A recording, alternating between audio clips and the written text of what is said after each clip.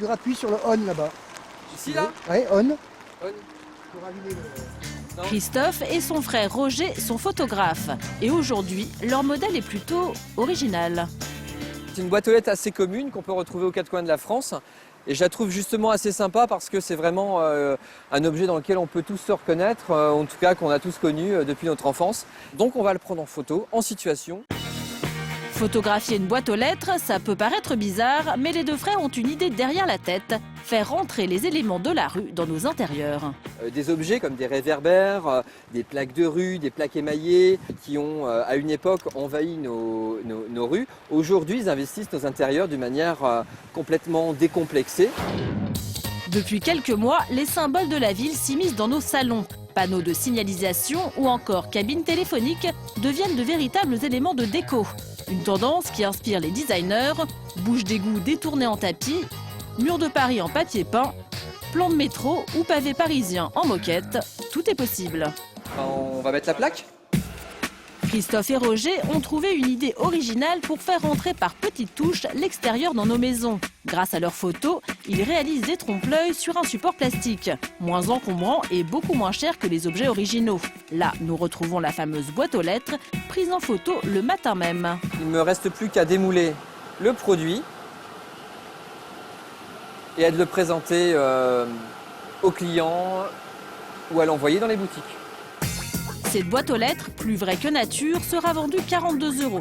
Et les deux frères ne manquent pas d'inspiration. Plaque murale à 26 € ou œil de bœuf à 60 €. Des idées déco qui apportent une touche urbaine totalement dans l'air du temps.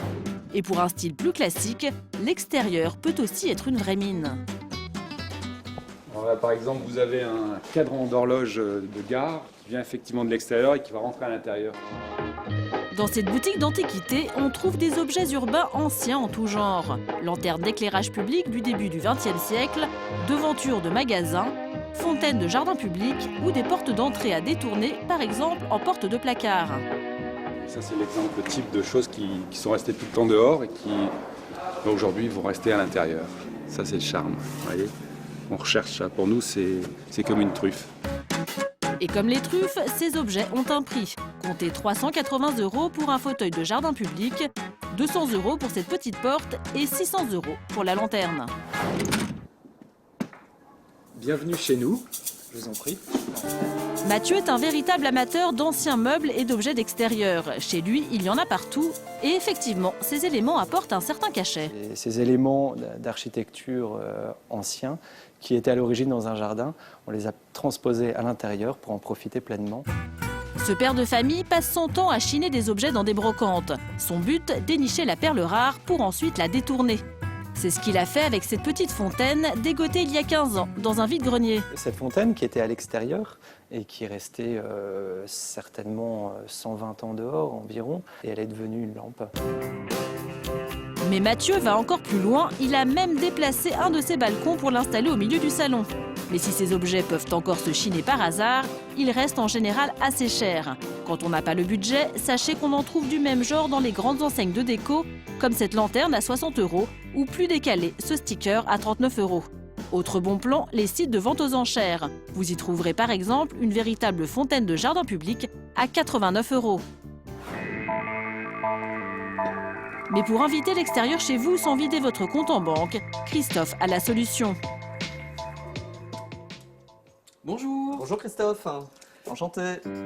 Rodrigue et son chien Oscar viennent tout juste d'emménager dans cette maison ultra moderne de la banlieue lilloise. Un intérieur design et un peu froid qu'ils voudraient personnaliser. Ce que je recherche dans mon intérieur, je voudrais en fait vraiment avoir un mélange urbain avec le côté contemporain de ma maison. Ça tombe bien car Christophe n'est pas venu les mains vides. Vous avez repéré ici des plaques qui ont été détournées de ce qu'on a pu trouver à la SNCF. Et sans uriner, mettre ça dans les toilettes, je trouve ça excellent. Ouais. Mais Christophe a gardé le meilleur pour la fin. Une bouche de métro imprimée sur une toile géante, ça promet. Vous allez vraiment avoir l'impression de rentrer ou de vous engouffrer dans des couloirs de métro un peu sale. C'est ça qui est bien justement, c'est l'avantage d'avoir un côté sale dans un intérieur propre. Donc c'est ce qui me plaît. Un joli contraste. Voilà. Il ne reste plus qu'à disposer les éléments un peu partout. Et pour ça, rien de plus simple, un rouleau d'adhésif double face et c'est parti.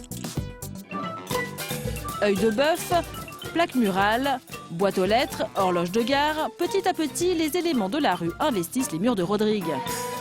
Ça a l'air plus vrai que nature et puis surtout, ça prend pas beaucoup de place et c'est super léger. Et si j'en ai marre, ça décolle comme j'en ai envie. Et maintenant, place à la pièce maîtresse, la bouche de métro. Encore une fois, Christophe va coller la toile grâce à un simple adhésif. Le résultat est bluffant. Prix de l'illusion, 200 €. J'ai vraiment l'impression que je vais partir. Dans un métro. Ah ouais, c'est vraiment super. Merci beaucoup. L'intérêt, c'est qu'au moins Oscar ne risque pas de tomber dans l'escalier. Ce côté décalé et ludique, c'est exactement ce que voulait Rodrigue pour casser l'aspect un peu froid de sa maison. Ça y est, j'ai enfin eu ce que je voulais, donc pas très cher en plus sur tout l'ensemble. Rodrigue a déboursé 350 € pour une dizaine de pièces, dont la bouche de métro. Alors, plus aucune raison de laisser ces pauvres objets sans défense tout seuls dans la rue. Ils n'attendent qu'une invitation pour entrer.